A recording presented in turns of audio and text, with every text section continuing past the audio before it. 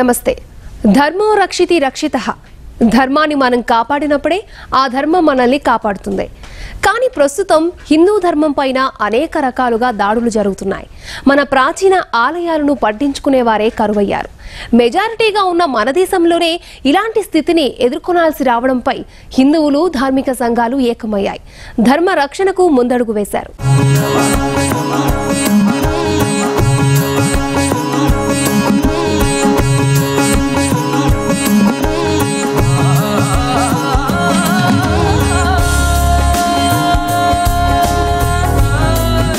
చిన్న తిరుపతిగా ప్రసిద్ధి చెందిన పశ్చిమ గోదావరి జిల్లా ద్వారకా తిరుమలలో హిందువులంతా ఏకమయ్యారు. హిందూ ధర్మ రక్షణ కోసం నినదించారు. ఆలయాల పరిరక్షణకు ప్రతిధ్వనించారు. Global Hindu heritage foundation, save temples organisation, association of foundation of Hindu religion and charitable ఇన్స్టిట్యూషన్ల ఆధ్వర్యంలో సంయుక్తంగా హిందూ ధార్మిక సమ్మేళనం కార్యక్రమం నిర్వహించారు. ధార్మిక సంఘాలు, ఆధ్యాత్మికవేత్తల మార్గదర్శనంతో దేవాలయాల పరిరక్షణ ఉద్యమం మరో ముందడుగు వేసింది.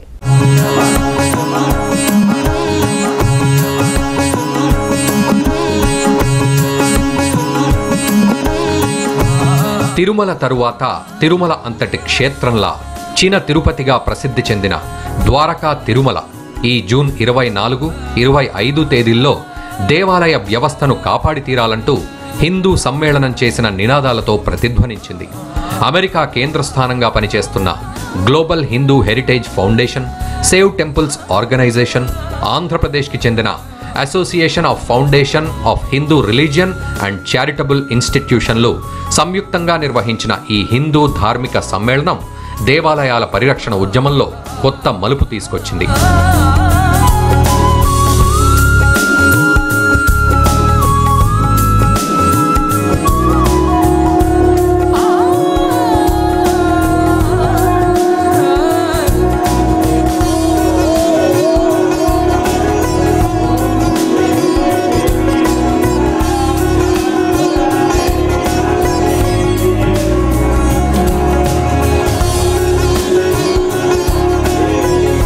మొదటి రోజు ఈ సమ్మేళనాన్ని ప్రారంభిస్తూ విశాఖ శ్రీ శారదా పీఠానికి చెందిన శ్రీ స్వరూపానందేంద్ర సరస్వతి ఆలయాల్ని కాపాడుకోవడంతో పాటు అర్చక వ్యవస్థని కూడా కాపాడుకోవాలి అన్నారు.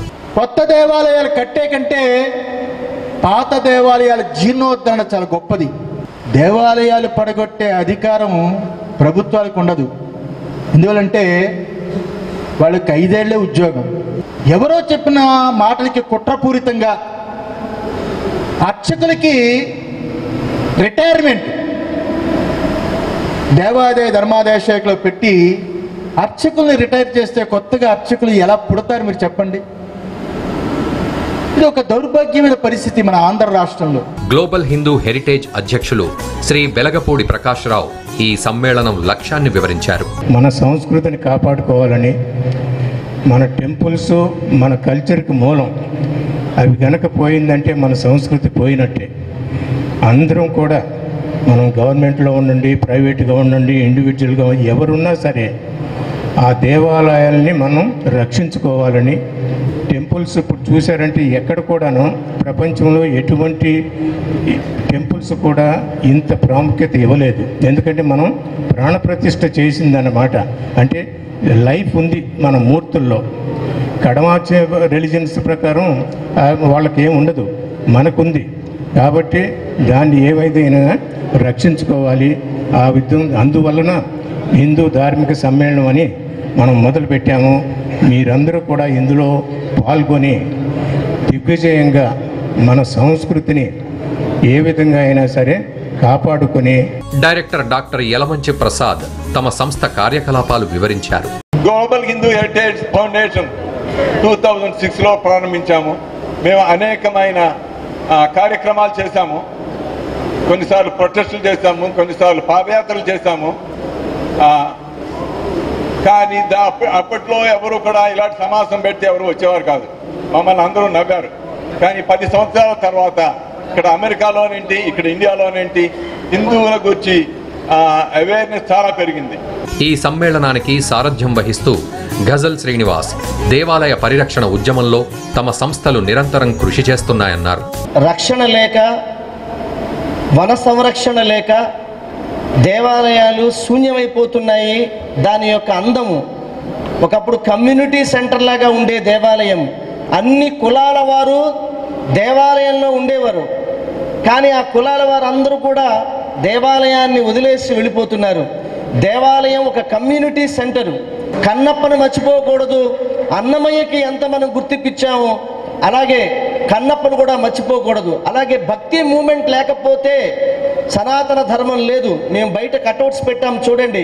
సూరదాసు, సంత్ రవిదాసు, ఇలాగ అనేక మంది గొప్ప గొప్ప భక్త శిఖామణులు వాళ్ళ యొక్క భక్తి మూమెంట్ తోటి హైందవ విలువల్ని, మానవతా విలువల్ని, సనాతన ధర్మ విలువల్ని కూడా వాళ్ళు చాటి చెప్పారు. వారందరినీ కూడా గుర్తించాలన్నది మా కోరిక.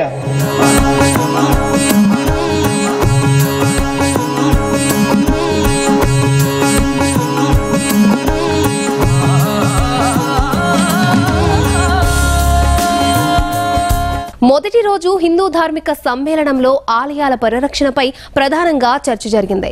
హిందుత్వంపై వెలగపూడి ప్రకాశరావు రచించిన రివైవింగ్ హిందూయిజం పుస్తకాన్ని ఆవిష్కరించారు. దేవాలయాలను ఎలా ఆకర్షణీయంగా దర్శనీయ స్థలాలుగా చేయాలో పలువురు సూచనలిచ్చారు.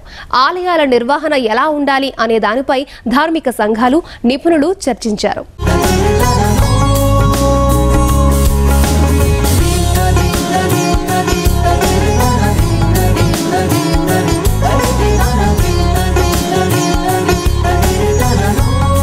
హిందుత్వంపై వెలగపూడి ప్రకాశరావు రచించిన రివైవింగ్ హిందూయిజం పుస్తకాన్ని స్వరూపానంద సరస్వతి ఆవిష్కరించారు.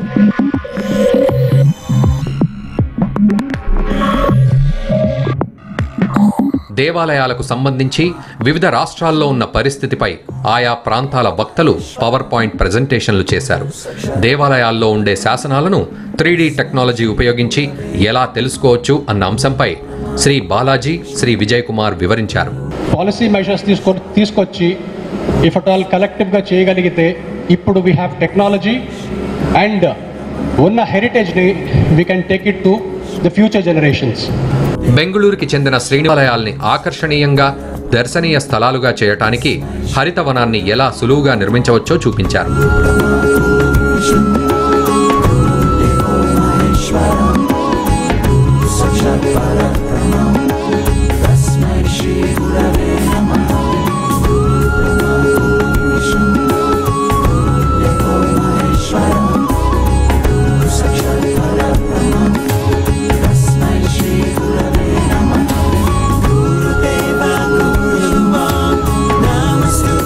తమిళనాడు రాష్ట్రంలో వేల కోట్ల రూపాయల ఆస్తులున్న ఆలయాల దుస్థితిని వివరిస్తూ శ్రీ టిఆర్ రమేష్ మాట్లాడారు. The temple should get about 9 crore rupees a month and about 108 or 100 crores a year.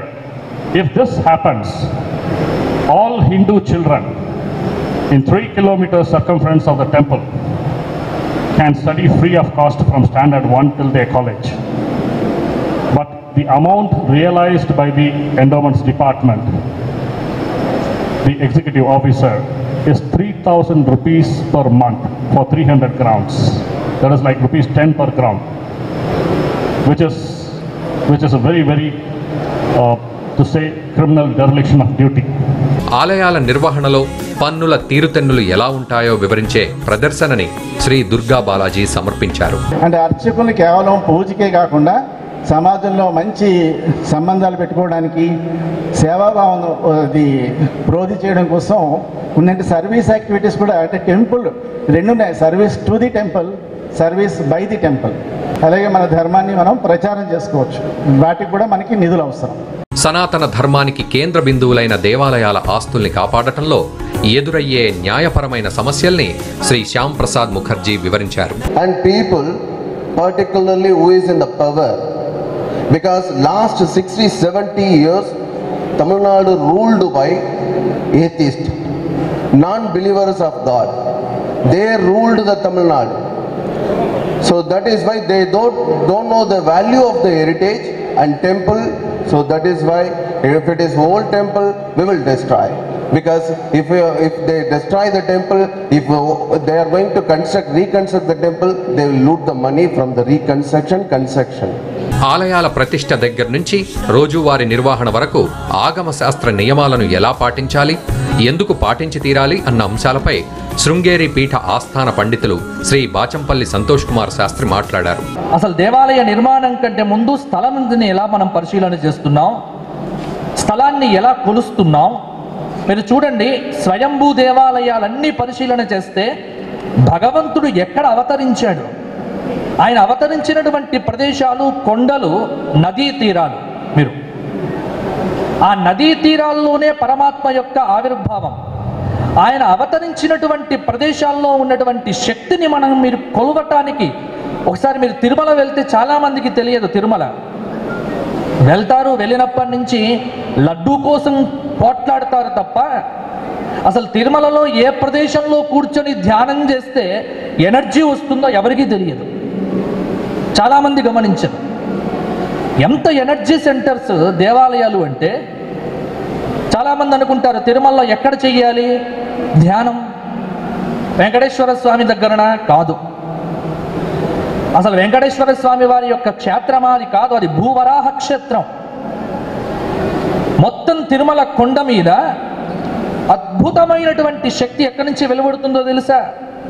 గర్భాలయం నుంచి కాదు, పుష్కరిణి దగ్గర ఉన్నటువంటి వరాహస్వామి వారి ఆలయంలో కూర్చొని 2 నిమిషాలు మీరు ధ్యానం చేస్తే అక్కడి నుంచి వెలువడుతుంది ఒక అద్భుతమైనటువంటి శక్తి. పూజా విషయానికి వస్తే ఒక చిన్న విషయం చెప్తున్నా వినండి. ఎన్ని గడియలు పూజ చెయ్యాలి అర్చకుడు అంటే, ఆరాధనలో అభిషేకం అనేది 2 గడియలు జరగాలండి. అభిషేకం అనేది 2 గడియలు. ఘడియ అంటే 24 నిమిషాలు. ఒక ఘడియ అంటే 24 నిమిషాలు. అభిషేకం అనేది ఆగమ శాస్త్రం ప్రకారంగా 2 గడియలు చెయ్యాలి. అంటే 24 ప్లస్ 24 48 నిమిషములు అభిషేకం తక్కువ కాకుండా జరగాలి. ఏ దేవాలయంలోనైనా అర్చన అనేటువంటిది 1 ఘడియ జరగాలి, అంటే 24 నిమిషాలు. కేరళలో క్రైస్తవం, ఇస్లాం ఎలాంటి ప్రభావాన్ని హిందూ సమాజంపై చూపిస్తున్నాయో, ఈ స్థితిలో కేరళ దేవాలయాల పరిస్థితి ఏమిటో నిశితంగా వివరించారు Shri Ranjith Menon, Shri Nandakumar. The main observation is, we are trying to save the temples outside, but what we are losing day by day, especially in the situation in Kerala, is we are losing the temples inside every day. Situation of Hindus in Kerala has become extremely difficult in terms of, if you're saying even getting admissions in schools or colleges or acquiring a job, there are a lot of reservations. The community is facing a lot of fear, and they've lost their conscience, their soul, and the temples inside.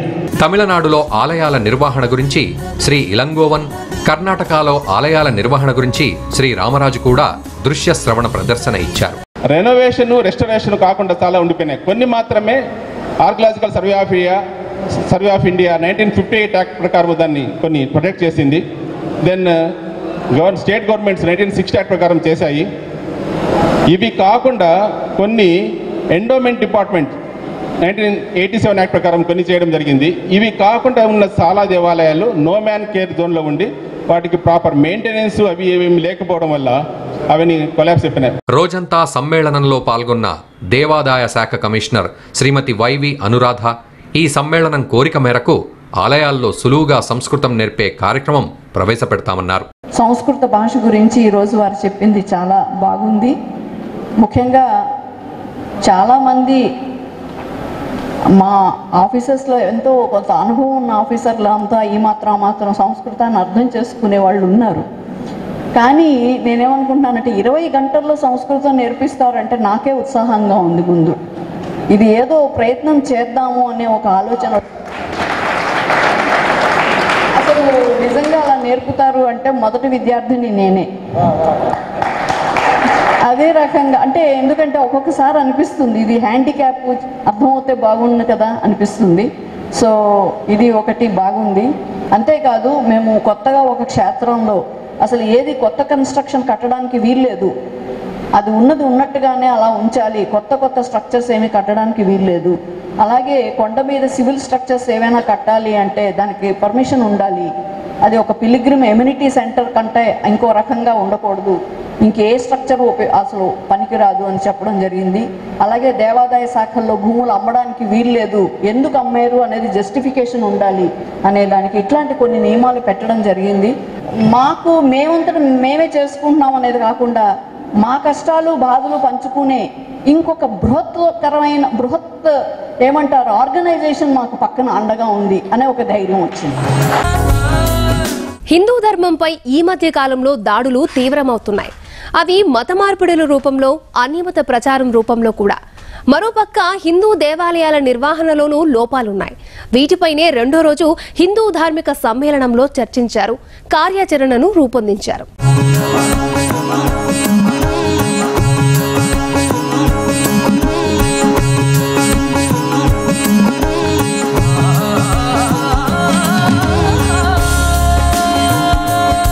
రెండవ రోజు కార్యక్రమంలో త్రిదండి శ్రీ అహోబిల జీయర్ స్వామి, అనేక మంది ధర్మాచార్యులు, parliament సభ్యులు doctor Subrahmanya స్వామి, MP Shri Gokaraju Gangaraju పాల్గొన్నారు. Andhra Bhoomi సంపాదకులు Shri MVR Sastry Hindu దేవాలయ వ్యవస్థ పట్ల ప్రభుత్వాల వైఖరిని ఎండగట్టారు. ద్వారకా తిరుమల దేవస్థానం చైర్మన్ శ్రీ ఎస్వి సుధాకర్ రావు దేవాలయాల స్వతంత్ర ప్రతిపత్తి గురించి ప్రసంగించారు. అనేక దేవాలయాల్లో ఉన్నటువంటి ఇబ్బందులు పరిష్కరించబడటం కోసం అధికారులను కలవటం, మంత్రులను కలవటం, గవర్నమెంట్లో కూడా 87 యాక్ట్ ఆ చేంజ్ అప్పుడు కూడా మేము మా పాత్ర మేము పోషించాం. ఇప్పుడు ముఖ్యంగా ఏంటంటే దాత లేనిదే దానం లేదు అని సుప్రీంకోర్టు వర్డిక్ట్లోనే రామస్వామి గారు రాశారు.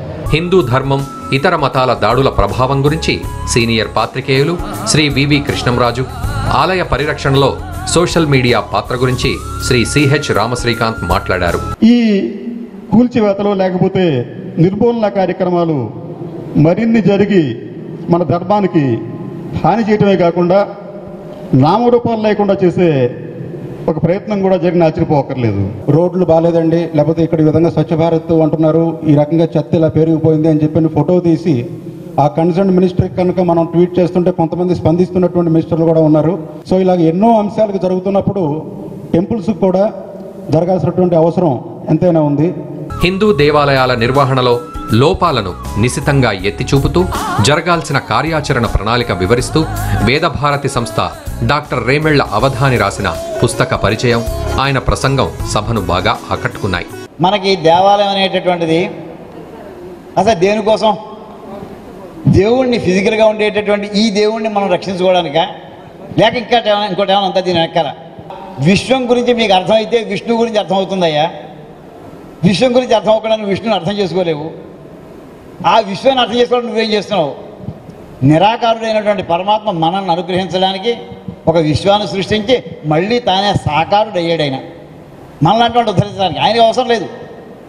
సో దేవాలయ పరిరక్షణ, విగ్రహ పరిరక్షణ అంటే మనకి మనం పరిరక్షణ చేసుకున్నట్టు ముఖ్య అవసరం. అది విషయం గుర్తెట్టుకోవాలి. అది ఏదో దేవాలయానికి అవుతుంది, మనకు దూరంగా ఉన్నాం అలా కాదు. మనం దాంతో తాదాత్మ్యం చెందినటువంటి జాతిది. శ్రీ అహోబిల జీయర్ స్వామి ప్రసంగిస్తూ దేవాదాయ శాఖ పెత్తనం లేని ఆలయ వ్యవస్థ వచ్చేదాకా పోరాడాలి అన్నారు. తిరుపతి సంస్కృత విశ్వవిద్యాలయ ఉపకులపతి డాక్టర్ మురళీధర శర్మ అర్చకులకు, అధికారులకు ఆగమ పరిజ్ఞానం, సంస్కృత భాషా పరిజ్ఞానం అవసరమన్నారు. భారతం అద్య ఇండియా అస్తి. ఆఫ్టర్ ఇండిపెండెన్స్ భారతం ఇండియా అభవత్. వయం ఇండియా పరివర్తనం కృత్వా పునరపి భారతం కరణీయం. ఫార్ దట్ సంస్కృతం అనివార్యం. వదామః సంస్కృతం జయతు భారతం.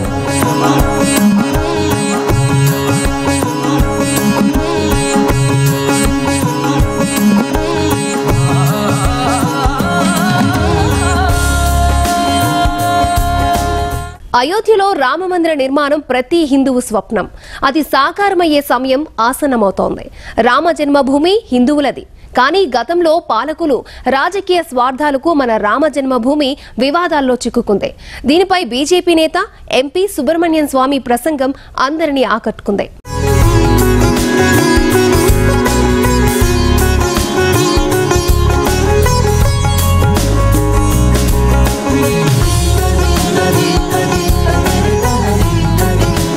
అయోధ్య రామమందిర పునర్నిర్మాణం కోసం సుప్రీంకోర్టులో పోరాడుతున్న పార్లమెంటు సభ్యులు డాక్టర్ సుబ్రహ్మణ్యం స్వామి చేసిన ప్రసంగం ఆద్యంతం సభికుల హర్షధ్వానాలను చూరగొంది. Namaz can be read anywhere, but we need a place to collect. So we have built this, which is the masjid. And therefore masjid can be demolished, masjid can be shifted, and therefore in India also you can do the same. I'm not asking the public to go and demolish masjid. No, please don't do that. Don't take law into your own hands. But I'm saying the government can. Government can easily do it. All these three temples which are there, Krishna temple in Mathura, Ayodhya, Ram temple and Kashi Vishwanath temple, all three the government can take by notification. And tell the Muslim population you want another masjid, we'll give you some more land somewhere else. గతంలో పాలకులు మైనార్టీలను సంఘటితంగా ఉంచుతూ హిందూ సమాజాన్ని కులాల వారీగా విభజించి పాలించారని, కానీ ఇప్పుడు పరిస్థితి తారుమారైందని, అందుకే ఉత్తరప్రదేశ్లో ముస్లిం మహిళలు బీజేపీకి ఓటు వేశారని డాక్టర్ స్వామి అన్నారు. Because Jawaharlal Nehru, he was almost an Englishman, so he didn't want Hindus to unite. The Congress strategy throughout was divide the Hindus on caste basis and unite the minorities. Minorities all told together 18%, Hindus, Sikhs, Buddhists, Jains together 82%. But they are divided. Sikhs are going one way, Buddhists are going another way, Jains are going another way, Brahmins are going another way, all according to caste. But for voting, you should vote as a Hindu, because the minorities are voting as minorities. I'm not saying all of you need to vote. Out of 80%, if 40% vote for a party which will safeguard the rights of the Hindus, that party will always win the election. Ayodhya రామమందిరం వివాదంలో ముస్లింల ఆస్తి హక్కు ఉన్నా హిందువుల ప్రాథమిక హక్కులకే court ప్రాధాన్యతనివ్వాలన్న తన వాదనని supreme court అంగీకరించిందని స్వామి అన్నారు. 2018లో అయోధ్యలో రామమందిర నిర్మాణం ఖాయంగా జరుగుతుందన్నారు. So the court said, why don't we settle this main dispute first and then you can take up your matter. I said, either you settle that dispute or you take up my matter first, because fundamental right is above property rights. So I should get precedence. So in July I am going back to the Supreme Court and saying, either you hear me or you hear the whole case and decide, and do it on a day-to-day basis. And if that happens, I can tell you by Diwali we will win the case. And I hope that by 2018 a full-fledged Ram Mandir will be there in Ayodhya for all of you to go and visit.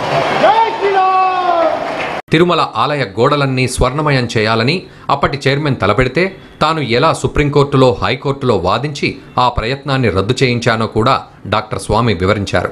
Our Tirupati temple is going to be mutilated. Put all the walls, everything covered by gold plates. So the Agama Shastras came to me and said, no, we cannot accept it, because all the walls have carvings to show Naivedyam, how it is to be prepared, how the pujas to be conducted, everything is there, and it will all be hidden. Then I asked Mr. Adikeshwaru, with what authority you are doing this? No, it will become very nice, it will become like Golden Temple in Amritsar. So I said, but what about all these carvings on the wall? He said, don't worry, I am taking a video and I'll put the DVDs in the museum and they can go and see it there. So I said, why don't you do a DVD of the Archana also, so that people don't have to go to the temple anymore? And I went to the Andhra, the United Andhra High Court, and I argued this point, and we won this point, and order to gold plate was struck down, and the Tirupati temple was saved. ఆలయాల కోసం దయానంద సరస్వతి చేసిన పోరాటాన్ని ప్రస్తావించారు. Supreme court తీర్పు ప్రకారం అన్ని ఆలయాలు ప్రభుత్వ హస్తాల నుంచి స్వాతంత్రం పొంది ఉన్నాయని, కానీ ఈ తీర్పు అమలు కావటం లేదన్నారు doctor Swamy. Thanks to that case of 2014 of the Supreme Court, all temples today in the control of government have to be freed. Swami Dayananda Saraswati also wanted me to file a case for the abolition of the Hindu religious endowment thing. That case is going on in Supreme Court, but as far as the return of the temples is concerned, just find out how many temples have been in government control for more than 5 years. And you file a petition in court, that temple will be returned. But returned to whom? Who shall we return Tirupati temple to? దేవాలయాల మంచి కోసమే స్వాధీనం చేసుకుంటున్నామని ప్రభుత్వం అంటోందని, అలాగే ప్రభుత్వం స్వాధీనం చేసుకోవాల్సిన చర్చిలు, మసీదుల జాబితాను కూడా తయారు చేస్తున్నామని డాక్టర్ స్వామి అన్నారు. But I said, when was the Tirupati temple taken over by government? 1933. And now it is, at that time, by the time I was arguing, it was 2013. So that means 80 years. For 80 years in government control. Why? Why the masjids and churches not in government control? There is no bar under the law. The government can take over churches and masjids also. And we are making a list of those masjids and temples and the churches which will be taken over. అమెరికాలో 60-70 చర్చిలని విశ్వ హిందూ పరిషత్ తీసుకుని దేవాలయాలుగా మార్చివేసిందని స్వామి చెప్పారు. Vishwa Hindu Parishad in America has bought at least 60-70 churches and made them into temples, and no Christian is objecting to it. Here also, most of these churches are built on temples. The Santhom Church is built on the Shiva temple of Mylapore, and there are many other places. Of course, we know that so many masjids have been built on temples, but for that, to bring about that change, we Hindus have to unite.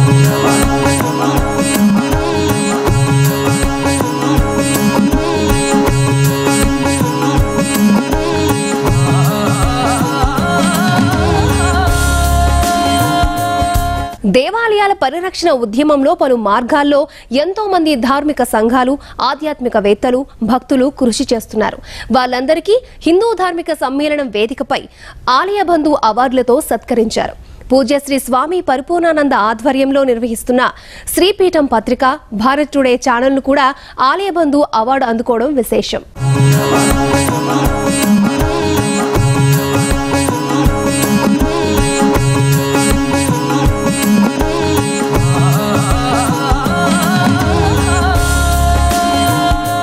భారతదేశంలో ఎక్కడ క్రైస్తవులు, ముస్లింలు అధిక సంఖ్యలో ఉంటారో అక్కడ ప్రజాస్వామ్యం లేదు. ఎక్కడ వాళ్ళు అల్పసంఖ్యాకులుగా ఉన్నారో అక్కడ ప్రశాంతత ఉంది. ఆస్ట్రేలియాలో కామన్ సివిల్ కోడ్కు తలవంచిన ముస్లింలు మన దేశంలో దాన్ని అంగీకరించకపోవడానికి కారణం ఇదే అని ఆయన అన్నారు. హిందువులు సంఘటితంగా ఉండటమే మన సమస్యలకు పరిష్కారమని డాక్టర్ స్వామి స్పష్టం చేశారు. That where the Muslims and Christians are in majority in India, there is no democracy. In Kashmir, the whole of Kashmir, the Muslims are not majority, only in the valley. Otherwise, Jammu, Hindus are in majority. Ladakh, the Buddhists are in majority. So the valley of Kashmir is where the Muslims are in majority, and see how they are behaving. 500,000 Hindu Pandits, the Pandit community, were driven out of Kashmir. Go to Kerala, Malappuram, see the plight of the Hindus there. They can't sell their house to another Hindu because Sharia law has been applied there. Kerala government is sleeping, they are not doing anything. In Australia, the white people are in majority and united. And there they say, you have to obey the Uniform Civil Code. All the Muslims there are obeying the Uniform Civil Code. You cannot wear burqa and move in the street. None of them wear burqa in the street. తాను విరాట్ హిందూ సంఘటన్ సంస్థను ఏర్పాటు చేశానని December 26-27 తేదీల్లో చెన్నైలో ఒక విరాట్ హిందూ సమ్మేళనం నిర్వహిస్తామని ఆయన అన్నారు. We have a new organization called Virat Hindustan Sangam, which has a website GHHindia.org, where we have been for the last 3 years building a cadre. VHS is in collaboration with Rajiv Malhotra, holding a conference in IIT Madras on December 27-28, an international conference titled Tamil Nadu, the land of Dharma. దేవాలయ పరిరక్షణ ఉద్యమంలో విభిన్న మార్గాల్లో కృషి చేస్తున్న వ్యక్తులను సంస్థలను ఆలయ బంధు అవార్డుతో డాక్టర్ స్వామి చేతుల మీదుగా నిర్వాహకులు సత్కరించారు.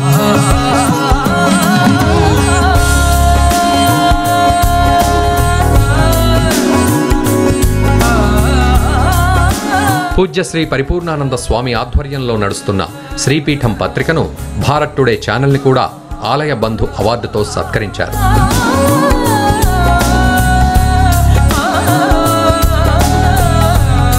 దేవాలయ పరిరక్షణ కోసం సాధు సంతులు ఇచ్చిన శంఖారావంతో ఈ 2 రోజుల కార్యక్రమం ముగిసింది. ఈ శంఖారావంలో వేర్వేరు హిందూ శాఖలకు చెందిన ధర్మాచార్యులు, ఉజ్జయిని నుండి వచ్చిన అఘోరీలు పాల్గొన్నారు.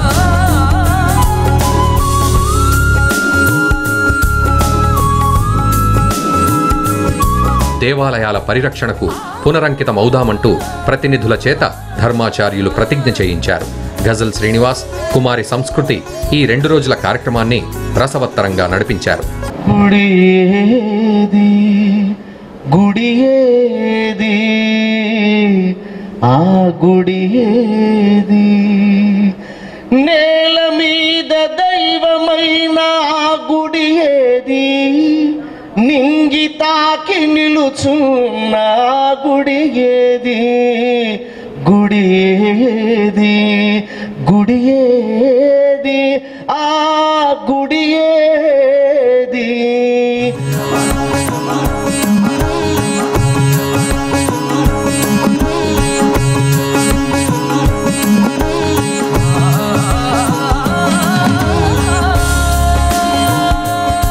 దేవాలయాల పరిరక్షణ ప్రతి హిందువు బాధ్యత. అలాగే అన్యమత ప్రచారాలను, హిందూ ధర్మంపై దాడులను తిప్పికొట్టాల్సిన అవసరం ఎంతైనా ఉందని పశ్చిమ గోదావరి జిల్లా ద్వారకా తిరుమలలో జరిగిన హిందూ ధార్మిక సమ్మేళనం శంఖం పూరించింది.